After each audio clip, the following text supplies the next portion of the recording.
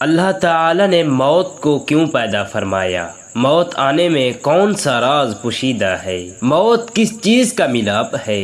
حضور اکرم نور مجسم صلی اللہ علیہ وسلم نے فرمایا کہ موت کو کثرت سے یاد کیا کرو، کیونکہ موت بسم اللہ الرحمن الرحیم۔ علیکم محترم ناظرین، اللہ رب العزت نے ہر جاندار کے لیے موت کا وقت اور جگہ متعین کر دی ہے، اور موت ایسی حقیقت ہے کہ دنیا کا کوئی بھی شخص خواہ وہ کافر ہو یا فاجر موت کو یقینی مانتا ہے، اور اگر کوئی موت پر شک و شبہ بھی کرے تو اسے احمق شمار کیا جاتا ہے۔ اس بات میں کوئی شک نہیں کہ موت تو ہر ایک کو آ کر رہتی ہے۔ کسی کو اچانک موت آتی ہے، مثلا کسی حادثے کے سبب یا قدرتی آفات کے سبب، جن میں زلزلے، سیلاب، آندھی اور طوفان اور دوسرے وبائی امراض شامل ہیں۔ تو کسی کو بیماری میں، کسی کو گھر کے بستر میں، تو کسی کو مسجد میں۔ موت سے انکار نہیں کیا جا سکتا، موت کسی کی ٹلتی نہیں۔ جب اس کا وقت آ جائے تو چاہے بادشاہ ہو،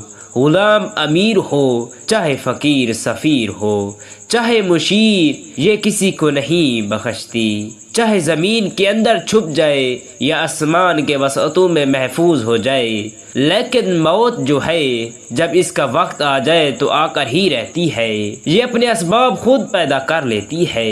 آج ہم اس ویڈیو میں موت کی حقیقت کے بارے میں بتائیں گے، اور ایسی چند نشانیاں بھی بیان کریں گے جن کو سائنس بھی تسلیم کرتی ہے اور مانتی ہے کہ موت آنے سے قبل یہ نشانیاں ہر ایک پر ظاہر ہوتی ہیں۔ جب یہ نشانیاں ظاہر ہوں تو سمجھ جائیں کہ موت کا وقت قریب ہے۔ محترم ناظرین، خالق کائنات نے ہر نفس جاندار کے لیے موت کا وقت اور جگہ متعین کر دی ہے، اور موت ہے کہ دنیا کا کوئی بھی شخص خواہ وہ کافر ہو یا فاجر، ہر ایک کو موت آتی ہے۔ اگر کوئی موت پر شک و شبہ بھی کرے تو اسے بے وقوفوں کی فہرست میں شامل کیا جاتا ہے کیونکہ بڑی بڑی طاقتیں اور مشرق سے مغرب تک قائم ساری حکومتیں موت کے سامنے عاجز و بے بس ہو جاتی ہیں۔ موت بندوں کو ہلاک کرنے والی، بچوں کو یتیم کرنے والی، عورتوں کو بیوہ کرنے والی، دنیاوی اور زہری سہاروں کو ختم کر دینے والی، دلوں کو تھر تھرانے والی، آنکھوں کو رلانے والی، بستیوں کو اجاڑنے والی، جماعتوں کو منتشر کرنے والی، لذتوں کو ختم کرنے والی، امیدوں پر پانی پھیرنے والی، ظالموں کو جہنم کی وادیوں میں جھلسانے والی، اور متقیوں کو جنت کے بالا خانوں تک پہنچانے والی شائع ہے۔ موت نہ چھوٹوں پر شفقت کرتی ہے، نہ بڑوں کی تعظیم کرتی ہے، نہ دنیاوی چودھریوں سے ڈرتی ہے، نہ بادشاہوں سے ان کے دربار میں حاضری کی اجازت لیتی ہے۔ جب بھی حکم خداوندی ہوتا ہے تو تمام دنیاوی رکاوٹوں کو چیرتی اور پھاڑتی ہوئی مطلوب کو حاصل کر لیتی ہے۔ موت نہ نیک صالح لوگوں پر رحم کھاتی ہے اور نہ ظالموں کو بخشتی ہے۔ اللہ تعالیٰ کے راستے میں جہاد کرنے والے مجاہدوں کو بھی موت اپنے گلے لگا لیتی ہے، اور گھر بیٹھنے والوں کو بھی موت نہیں چھوڑتی۔ آخروی ابدی زندگی کو دنیاوی فانی زندگی پر ترجیح دینے والے بھی موت کی آغوش میں سو جاتے ہیں، اور دنیا کے دیوانوں کو بھی موت اپنا لقمہ بنا لیتی ہے۔ موت آنے کے بعد آنکھ دیکھ نہیں سکتی، زبان کبھی بول نہیں سکتی، کان سن نہیں سکتے، ہاتھ پیر کام نہیں کر سکتے۔ موت نام ہے روح کا، بدن سے تعلق ختم ہونے کا، اور انسان کا دار فانی سے دائر بقا ہونے کی جانب کوچ کرنے کا۔ ترقی یافتہ سائنس بھی روح کو سمجھنے سے قاصر ہے، حالانکہ اللہ تعالی نے قرآن کریم میں واضح طور پر اعلان فرمایا، روح صرف اللہ تعالی کا حکم ہے۔ موت پر انسان کے اعمال کا کھاتہ بند ہو جاتا ہے، اور موت پر توبہ کا دروازہ بند، اور سزا اور جزا کا عمل شروع ہو جاتا ہے۔ حضور نبی کریم رؤوف الرحیم صلی اللہ علیہ وسلم نے ارشاد فرمایا، اللہ تعالی بندے کی توبہ قبول کرتا ہے یہاں تک کہ اس کا آخری وقت آ جائے۔ ہر روز، ہر گھنٹہ، بلکہ ہر لمحہ اپنی موت کے قریب تر ہوتے چلے جا رہے ہیں۔ سال، مہینے اور دن گزرنے پر کہتی ہیں کہ ہماری عمر کتنی ہو گئی، لیکن حقیقت حقیقت یہ ہے کہ اتنے ایام ہماری زندگی سے کم ہو گئے۔ موت ایک مصیبت بھی ہے، جیسا کہ اللہ تعالیٰ فرماتا ہے، اور وہی تمہیں موت کی مصیبت پیش آئے جائے۔ اللہ تعالیٰ نے اپنے کلام کے متعدد آیات میں موت اور اس کی حقیقتوں کو بیان کیا ہے، جن میں سے چند آیات پیش خدمت ہے۔ ہر جاندار کو موت کا مزہ چکھنا ہے، اور تم سب کو تمہارے اعمال کے پورے بدلے قیامت کے دن ہی ملیں گے۔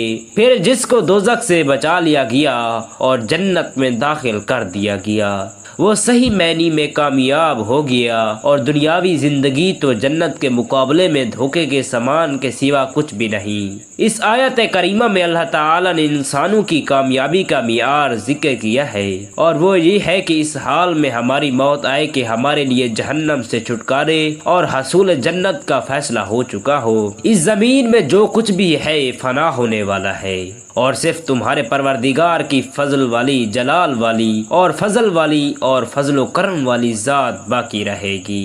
ہر چیز فنا ہونے والی ہے سوائے اللہ تعالیٰ کی ذات کے۔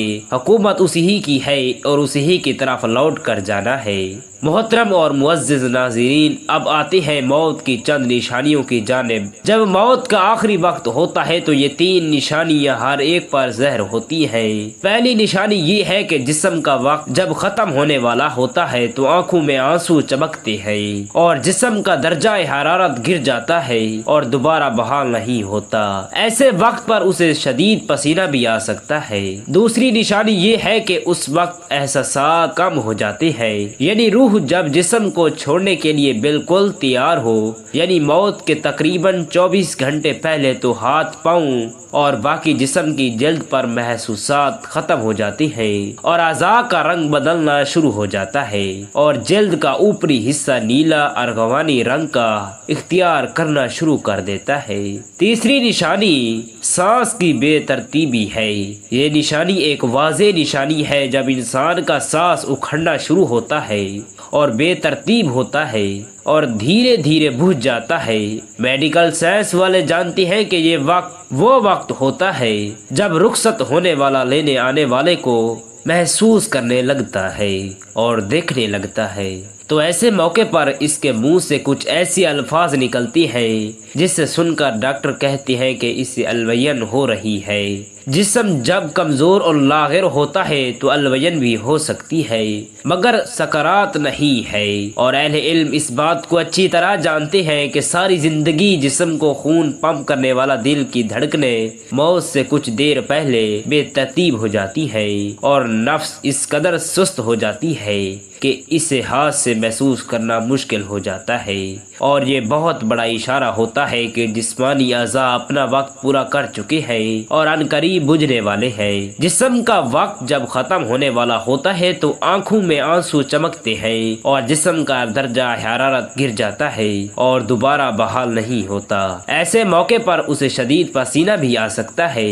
ایسے موقع پر کمزور دل افراد اپنے جذبات پر قابو نہیں رکھ پاتے، تو انہیں چاہیے کہ مریض کے پاس نہ رہیں اور اس کے پاس ہرگز مت روئیں، کیونکہ جسم کی سماعت کی حس پوری طرح سے کام کر رہی ہوتی ہے، اور محبت کرنے والے اہل خانہ کو تکلیف میں دیکھنا بھی ایک تکلیف ہے۔ اسی لیے رخصت ہونے والے جسم کی روح کو اس تکلیف میں مبتلا نہ کریں اور اپنے جذبات کو قابو میں رکھیں، اور ایسے موقع پر ختم ہونے والے جسم کو سخت ہاتھ مت لگائیں اور نرم ہاتھوں سے اس کے بالوں میں انگلیاں پھیریں اور بار بار اس کی جگہ تبدیل نہ کریں، اور جتنا ممکن ہو اس کے لیے سکون فراہم کریں تاکہ اس پر عمل آسان ہو سکے۔ کچھ لوگ ایسے وقت پر مریض کو کلمہ پڑھنے پر مجبور کرتے ہیں۔ اگر مریض مسلمان ہے تو ہرگز ایسا مت کریں، اور مریض کو مجبور کرنے کی بجائے آہستہ آواز میں اس کے قریب یہ کلمات ادا کر دیں تاکہ وہ سن سکے، کیونکہ اس کی سماعت کی حس کام کر رہی ہوتی ہے، اور یاد رکھے کہ بطور مسلمان وہ یہ کلمات اپنی زندگی میں ادا کر چکا ہے۔ اسی لیے اس موقع پر اگر وہ اپنی زبان کی کمزوری کی وجہ سے یہ کلمات ادا نہ کر سکے تو کوئی بات نہیں، اور ہرگز ہرگز اسے گنہگار شمار مت کرے۔ اللہ تعالی نے اس کی زبان سے یہ کلمات اس کی زندگی میں سن رکھے ہوتے ہیں اور وہ بڑا ہی غفور الرحیم ہے۔ موت کو کثرت سے یاد کرنے والوں کو اللہ تعالی کی جانب سے مذکورہ اعمال کی توفیق ہوتی ہے، گناہوں سے توبہ نصیب ہوتی ہے، گناہوں سے حفاظت ہوتی ہے، سخت دل نرم ہو جاتا ہے اور وقتاً فوقتاً آنکھوں سے آنسو بہہ جاتے ہیں، دل قناعت پسند بن جاتا ہے، عبادت میں نشاط پیدا ہو جاتا ہے، بہت ساری دشواریاں آسان ہو جاتی ہیں، لمبی امیدیں اور امنگی کم ہو جاتی ہے، تواضع اور انکساری پیدا ہوتی ہے، جس سے انسان دوسروں پر ظلم کرنے اور گھمنڈ کرنے سے محفوظ رہتا ہے، آخروی زندگی یاد رہتی ہے، جس سے اللہ تعالیٰ کا خوف پیدا ہوتا ہے۔ اللہ تعالیٰ ہم سب کو مرنے سے قبل اس کی تیاری کی توفیق عطا فرمائے اور ہمیں دونوں جہاں کی کامیابی و کامرانی سے نوازے، آمین ثم آمین۔ جزاک اللہ خیرا کثیرا۔